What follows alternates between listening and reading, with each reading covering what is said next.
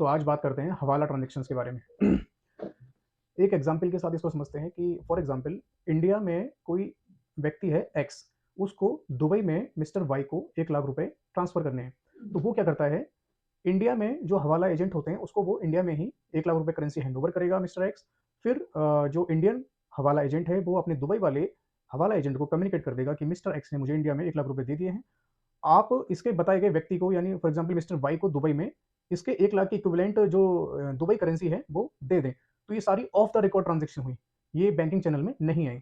इसकी reverse situation ये हो सकती है कि अगर दुबई वाला कोई व्यक्ति इंडिया में पैसे भिजवाना चाहता है, तो वो दुबई में जो हवाला एजेंट होगा उसको पैसे हैंडओवर करेगा दुबई करेंसी में, और फिर वो दुबई वाला जो एजेंट होगा वो इंडियन एजेंट को कम्युनिकेट कर देगा कि भाई इसके द्वारा जो भी बताया गया व्यक्ति है इंडिया में, इसको इतने रुपए ट्रांसफर करके अपना कमीशन लेस करके और दे दिए जाएं। तो पैसा ट्रांसफर हो गया, लेकिन ये रिकॉर्ड पर नहीं आया। तो ये होता है हवाला कारोबार। अब इसके नुकसान क्या क्या हैं, क्योंकि ये रिकॉर्ड में नहीं आई ट्रांजेक्शन। तो फॉर एग्जांपल कि कोई टेररिस्ट अगर इंडिया में फंडिंग करना चाहे किसी टेररिस्ट को, तो वो हवाला कारोबार के थ्रू करेगा। तो इससे बहुत बड़ा नुकसान है इंडिया को। दूसरा, ब्लैक मनी जनरेट हो रही है।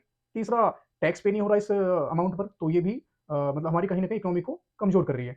अब क्योंकि इस ट्रांजेक्शन को, हवाला कारोबार को गवर्नमेंट बहुत ही सेंसिटिव ट्रांजेक्शन मानती है, तो इसमें कुछ एक्ट्स हैं जो एप्लीकेबल हो जाते हैं, जिनके प्रावधान, जिसमें प्रावधान है सजा का। तो पहला इसमें एक्ट है FEMA, foreign exchange management act. इसमें जो भी अमाउंट इन्वॉल्व होगी हवाला में, उसका 3 गुना तक आपके ऊपर पेनल्टी लग सकती है। दूसरा एक्ट है PMLA, prevention of money laundering act. इसमें आपको 3 साल से 7 साल तक की सजा हो सकती है।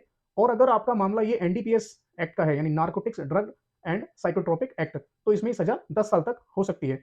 तीसरा, इसमें रिजर्व बैंक ऑफ इंडिया आपका अकाउंट फ्रीज कर सकता है और आपकी जो भी प्रॉपर्टीज वगैरह है उसको अटैच कर सकते हैं, कन्फिस्केट कर सकते हैं। और अगला, इनकम टैक्स डिपार्टमेंट भी आपने जो इनकम छुपाई है उस पर टैक्स लगाएगा, इंटरेस्ट लगाएगा, पेनल्टीज लगाएगा।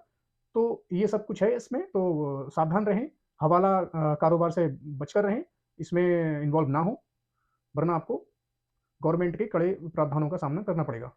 Thank you.